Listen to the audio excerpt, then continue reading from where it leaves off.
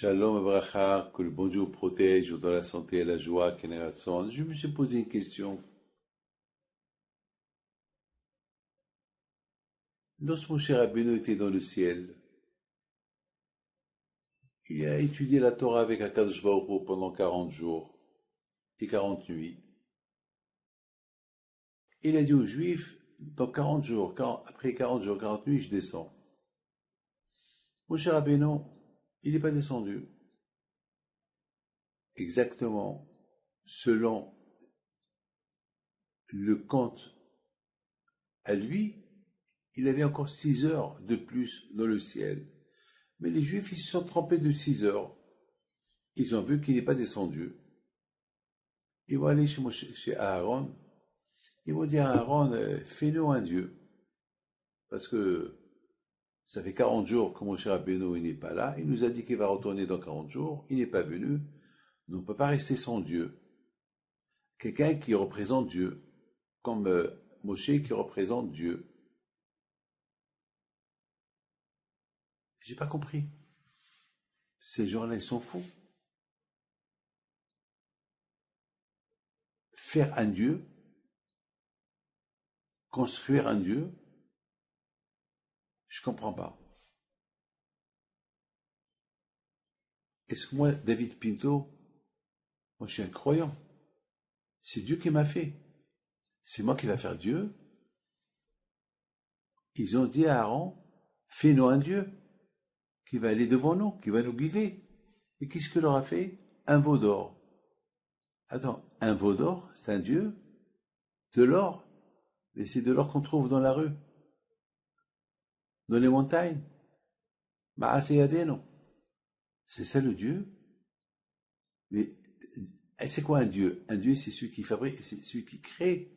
C'est ça Dieu. Eux, ils disent, fais-nous un Dieu. J'ai pas compris. Ils sont devenus fous. Aaron, il aurait pu lui dire, attendez, Moshe n'était pas un Dieu, c'était un être humain.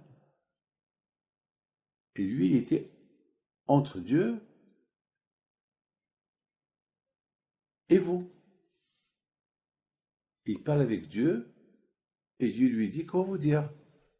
Alors je peux faire pareil, puisque mettons Aaron, je suis là avec vous, Moshe n'est pas là, moi je suis son frère, je peux faire le même travail, chacun vient. Non, non, non, toi tu nous fais un Dieu. Et pourquoi pas moi? Moi je vais être, comme je prends la place de Moshe, au lieu que c'est...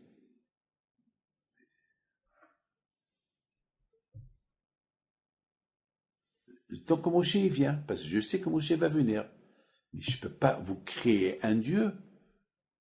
Mes amis, réfléchissez un peu. C'est la folie. Ça n'existe pas. De créer un Dieu. C'est quoi? Il cherche des problèmes. La plus logique, c'est de dire à Aaron, Aaron, bon, Moshe n'est pas là, alors toi tu prends la place de Moshe jusqu'à qui vient. Non. Ils ont dit, fais-nous un Dieu. C'est-à-dire, toi, mets-toi de côté. Au départ, ils ont proposé ça à quelqu'un, il leur a dit non, ils l'ont tué. Maintenant, ils proposent à Aaron. C'est de la folie. Mes amis, de là, on voit que c'est une excuse. Ils ne voulaient pas ni de Moshe, ni de Aaron. Ils voulaient que de l'idolâtrie. Mes amis, de là, on comprend que beaucoup des fois, combien, lorsqu'on réfléchit mal, on tombe que sur des obstacles. Si j'aurais bien réfléchi, la logique elle est, Moshe n'est pas là, alors son frère il prend sa place. C'est la logique. Eux ils ont dit non. Puisque Moshe n'est pas là, on veut plus que son frère. Ça veut dire, bon débarras, son frère c'est pas la peine, on veut que lui nous fait un Dieu, que puisqu'il va nous faire un Dieu, ben c'est nous qu'on va dire à Dieu comment nous guider. Dans la vie, mes amis, c'est le bon Dieu qui nous guide. C'est pas nous qu'on va guider le bon Dieu. Si on est des grands tzadikim, on peut guider le bon Dieu. Vous savez, on dit que les tzadikim, Hachem, il a peur d'eux. Hachem, il exécute tous les tzadikim, tout ce que les tzadikim ils disent. Rabbi Haïm Pito, tout ce qu'il peut dire, Abba Kachra lui a dire oui. Rabbi Shimon Bar Yochai, pourquoi? Parce que les tzadikim, le fait qu'ils écoutent Hachem, alors Hachem aussi il les écoute. Jusqu'à que les tzadikim ils deviennent des gens qui commandent le bon Dieu, qui disent au bon Dieu quoi faire. Pourquoi? Parce qu'Hachem il leur rend la monnaie. Parce que les tzadikim, eux, ils respectent Hachem, alors Hachem aussi il les respecte. Il les aime. Retzon et Aviase. Hachem, il exécute les ordres des tzadikim. Hier, mes amis, j'avais besoin de $800. Écoutez bien ce que je vous dis. $800. $800, j'avais besoin. Vous voyez pas, j'ai été donné un cours quelque part, et quelqu'un, ben, je vous donne parole d'honneur, quelqu'un que j'ai pas vu 5, 6, 7 ans, un Américain. Je sais pas. Lorsque je me suis levé pour partir, il vient dans mes mains, il me donne combien? $800. Cette semaine, j'ai donné à quelqu'un une tzedaka et j'ai dit Hachem, tu me la rends. Il me l'a rendu. Il y a un autre qui vient chez moi, il me demande la tzedaka, je lui donne et je dis Hachem, Hachem, j'ai besoin, tu me les rends. Hachem m'a envoyé quelqu'un, il les a rendus. Et vers la fin, je suis resté gagnant. J'ai gagné chaque à qui j'ai donné, j'ai gagné. Avec le bon Dieu, on gagne. Rien qu'on gagne. On ne perd jamais avec le bon Dieu. Avec Hachem, on ne perd pas, on gagne.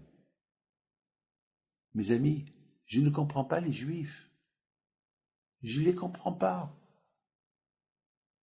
Ils viennent de recevoir la Torah. Moshe Rabbeinu monte dans le ciel pour apporter la Torah. Ils se sont trompés de 6 heures. Mais alors, parce qu'on s'est trompé de 6 heures, ça y est, on fait une révolution. Ils vont venir chez ils vont venir chez Our et Aaron. Faites-nous un Dieu. Parce que Moshe n'est pas venu. Pourquoi vous faire un Dieu? On n'a pas besoin, jamais. Le bon Dieu il existe, on ne le fait pas. Voilà. Moi, je suis là. Je représente Moshe jusqu'à qui vient. Oh, non. On veut un Dieu. Ah, ça veut dire s'ils veulent un Dieu, mais quoi? On va vous faire un Dieu? Oui, fais-nous un Dieu. C'est comme si au lieu que je demande à ma mère qu'elle me donne à manger, je demande à un robot qui me donne à manger. Je dis, ta mère, le robot, il est mort. Le robot, il faut le faire fonctionner. Le robot, il faut le programmer. Il faut quoi un robot? Demande à ta mère, elle te donne à manger. Ta mère, c'est ta mère. Et te fait... Qu'est-ce qu'il va te donner le robot? Un vis? Un marteau? Un tournevis? Tu demandes à un animal, donne-moi à manger. Tu vois une fourmi, tu lui dis donne-moi à manger. Il y a ta mère. Ils sont fous. Ils veulent qu'on leur fasse la botte. Ça veut dire qu'ils cherchaient des excuses. Ils voulaient se débarrasser de Moshe, de Aaron, de Hor. Ils voulaient se débarrasser même de la émouna en Dieu. Ils veulent créer une création qui les gouverne. C'est ce qu'on appelle l'intelligence artificielle. C'est ce qu'on vit aujourd'hui. L'intelligence artificielle. Aujourd'hui, à Bouteille, j'ai entendu dans les informations qu'il y a un groupe de chanteurs très célèbres qui sont morts il y a longtemps. Et maintenant, avec l'intelligence artificielle, ils ont, ils ont réadapté leur voix aux chants qu'ils ont chantés lorsqu'ils étaient vieux. Maintenant, ils les chantent à la manière lorsqu'ils étaient encore jeunes. C'est de la folie artificielle. C'est pas la vraie voix, mais l'artificielle. L'intelligence artificielle. Ils veulent un Dieu artificiel. Aujourd'hui, on est en train de voir que l'intelligence artificielle peut être très très très dangereuse. À tel point qu'on peut dire que malheureusement, donner trop d'intelligence aux robots, les robots à la fin, ils vont devenir 1 milliard de fois plus intelligents que l'être humain, et après, c'est eux qui vont commander l'être humain. Exactement. Alors, mes amis, l'intelligence artificielle, déjà, elle a commencé depuis la faute du veau d'or. Mes amis, lorsque les espions, dans la paracha de cette semaine, lorsque les espions, ils ont espionné Israël, ils se retournaient chez Moshe Rabbeinu, ils ont dit que des mensonges. Vous savez qu'est-ce qu'ils ont dit? Moshe, il n'y a pas de solution. Nous, on ne veut pas aller en Israël. Alors maintenant, les femmes, elles ont commencé à respecter. Non, on ne veut pas rester ici dans le désert. Alors on retourne en Égypte. Retourner en Égypte? Mais c'est de la folie. Ils ont perdu la tête. Avec tous les coups qu'Hachem il a donnés aux Égyptiens, et tous les Juifs qui étaient en Égypte, qui n'ont pas voulu quitter l'Égypte, ils sont morts. Ils vont retourner vers la mort. Mais s'ils retournent en Égypte, les Égyptiens vont les tuer. Vous savez ce qu'ils disent? Nitnarosh, on va créer un Dieu qui va nous accompagner. On va créer un Dieu artificiel. On va créer une intelligence artificielle qui va nous guider. Vous ne voulez pas être guidé par des êtres humains? Vous ne voulez pas être guidé par le bon Dieu? Vous voulez être guidé par une intelligence artificielle avec une idolâtrie? Ben c'est ça l'idolâtrie. Toute l'idolâtrie que les gens ont vénérée à l'époque, c'était, disons, l'intelligence artificielle. Parce qu'on dit que l'idolâtrie de l'époque, elle parlait. L'idolâtrie de l'époque, elle faisait des miracles.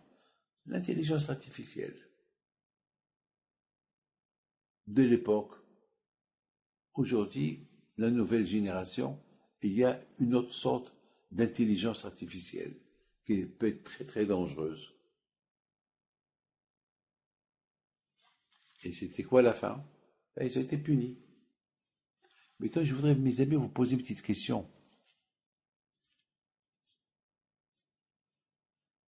Lorsque mon cher Rabbeinu était dans le ciel, et Akadosh Baruch Hu était en train de lui enseigner la Torah, la vraie Torah,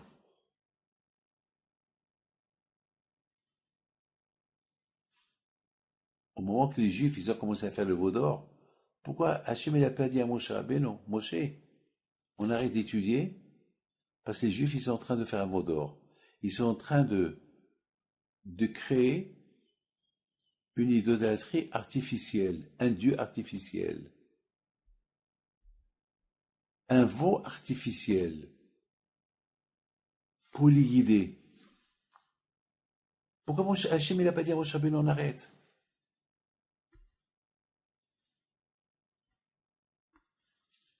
Vous savez pourquoi? Parce qu'Hachem il a voulu montrer aux Juifs que votre idolâtrie, votre idole artificielle, il n'a aucun pouvoir contre la Torah.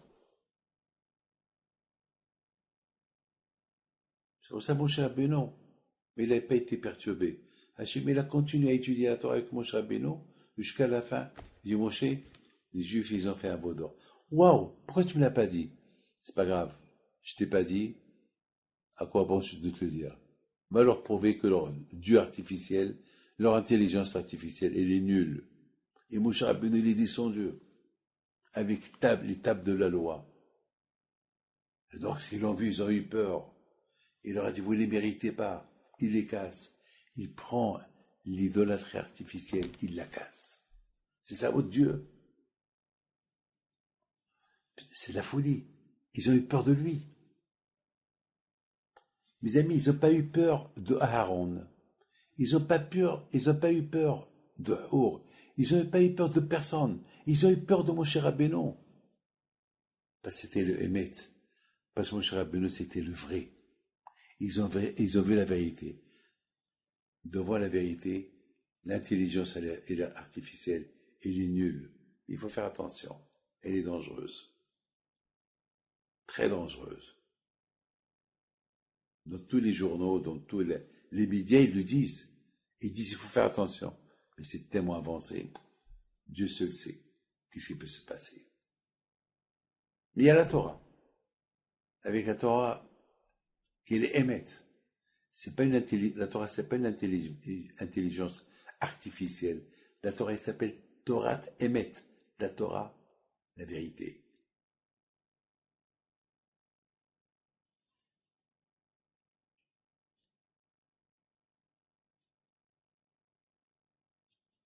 Moshe Rabbeinu alav shalom.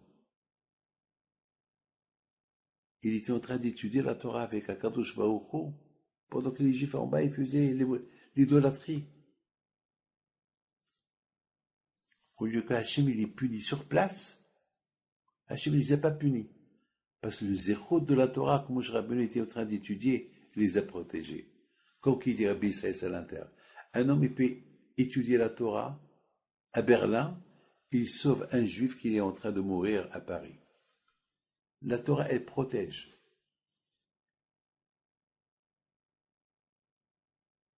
Voilà, mes amis, les enseignements qu'on apprend de cette paracha. Lorsqu'il n'y a pas la Torah, l'homme, il veut vivre une vie artificielle, méta, tout artificiel. Il y a le émet. Laissez le émet, ils vivent en artificiel, en automatique. Mais utilise ton corps, utilise ton cerveau. Il n'y a pas mode automatique. Utilise ton cerveau. Le bon Dieu t'a donné une intelligence vraie, émette, pas de l'artificiel. Donc ça veut dire qu'on est arrivé à comprendre que tout ce qui est idolâtrie, c'est l'artificiel. C'est pas du vrai, c'est du faux. Ça ressemble au vrai, mais c'est pas du vrai, c'est du faux. Et le faux, il peut être dangereux. Le vrai, non. Que le bon Dieu protège et vous dans la santé. Amen.